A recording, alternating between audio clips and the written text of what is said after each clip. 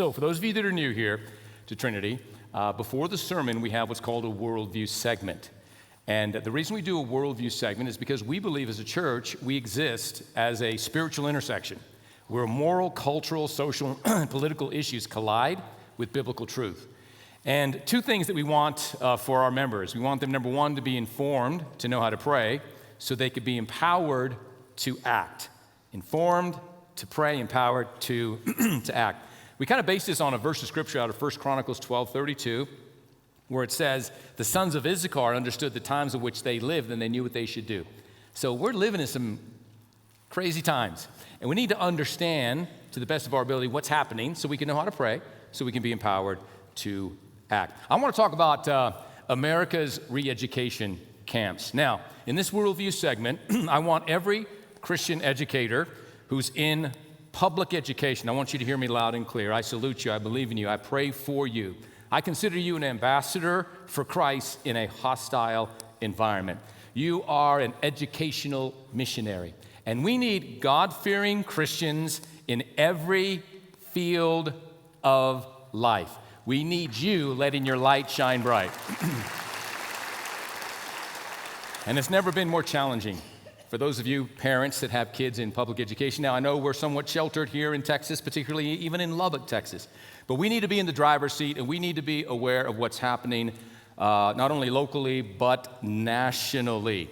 Now, here in the West, we criticize the Chinese government because of their treatment of certain citizens in China who are put in their re-education camps. They actually have re-education camps.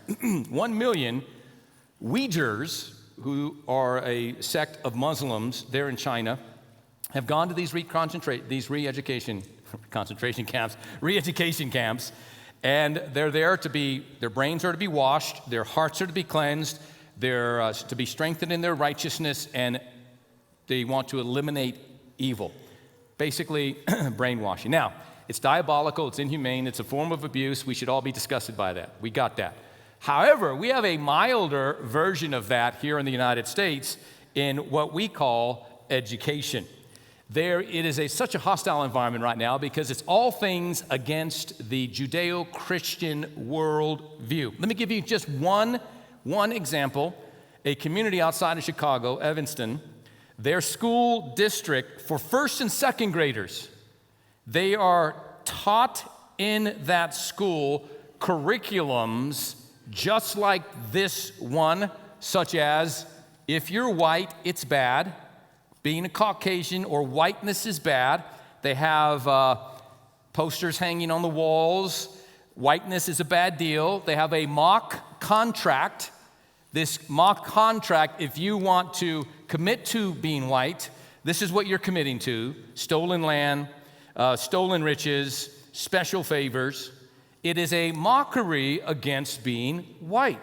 So according to Real Clear Policy, teachers are actually forced to acknowledge that white identity is inherently racist. What's being taught in many of our public schools is, if you're white, by virtue of you being Caucasian, and who is really fully white or not, but anyway, if you're white, then you're automatically a racist. They actually celebrate Black Lives Matter an entire week. The science department is required to teach a lesson on racism that is not to cultivate a greater brotherhood and love for all, but it is targeted against those who are white. Now, this is just one small example of what's happening throughout our nation. You as parents, you need to be in the driver's seat of your kids' education. You need to be on the PTA boards. You need to be understanding what curriculum is being taught. You need to speak to the teachers and the administrators. Please, I implore you, be involved in the education of your child. Now, there are some bright spots.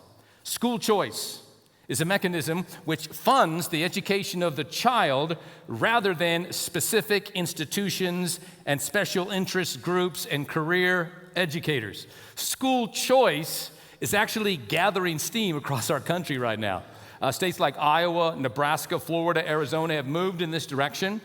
States like Georgia and our very own state, Texas, are in the process of overcoming barriers so that we can implement this model here in Texas, where each of you as parents would be given the funds that are being paid to public education to choose the school of your liking, that you would be empowered to choose what's the best course for your kids. That is coming our way. Recently, another bright spot is in the Texas Senate. A bill was passed this year that required all public school classrooms to display the Ten Commandments.